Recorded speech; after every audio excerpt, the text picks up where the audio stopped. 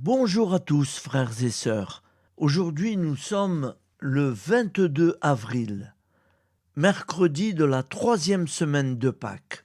Et bonne fête à tous ceux qui portent ce joli prénom de Alexandre.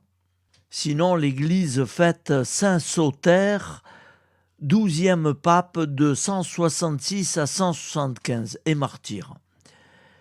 Donc, si vous vous souvenez, hier matin, je vous ai dit que mes enfants sont allés en Italie, à Assise, surtout voir Carlo Acutis, c'est-à-dire son cercueil de verre. Voilà. Et elle l'a vu. Elle m'a tenu au courant. Voilà, ils l'ont vu à travers le cercueil de verre.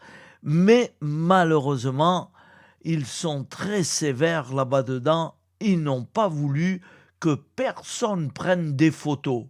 Voilà, impossible. Alors après, quand ils sont sortis, dehors, elle a pu prendre quelques photos de statuettes, statues, et voilà ce qu'elle m'a envoyé.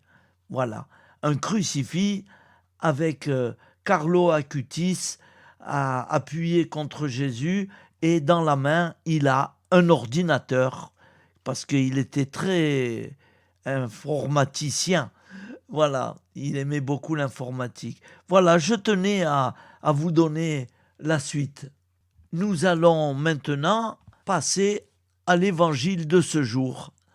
Alors, je reprends, comme je vous l'ai dit au début, nous sommes le 22 avril, mercredi de la troisième semaine de Pâques, et l'Église fête Saint Soter et le joli prénom de Alexandre. Voici la lecture du Saint Évangile de Jésus-Christ, selon Saint Jean. En ce temps-là, Jésus disait aux foules, « Moi, je suis le pain de la vie. Celui qui vient à moi n'aura jamais faim. Celui qui croit en moi n'aura jamais soif. Mais je vous l'ai déjà dit, vous avez vu, et pourtant vous ne croyez pas. Tous ceux que me donne le Père viendront jusqu'à moi, et celui qui vient à moi, je ne vais pas le jeter dehors, car je suis descendu du ciel pour faire non pas ma volonté, mais la volonté de celui qui m'a envoyé.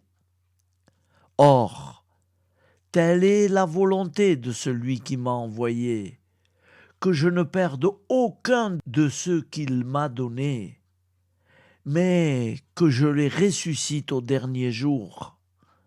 Telle est la volonté de mon Père, que celui qui voit le Fils et croit en lui ait la vie éternelle. Et moi, je le ressusciterai au dernier jour. Acclamons la parole de Dieu.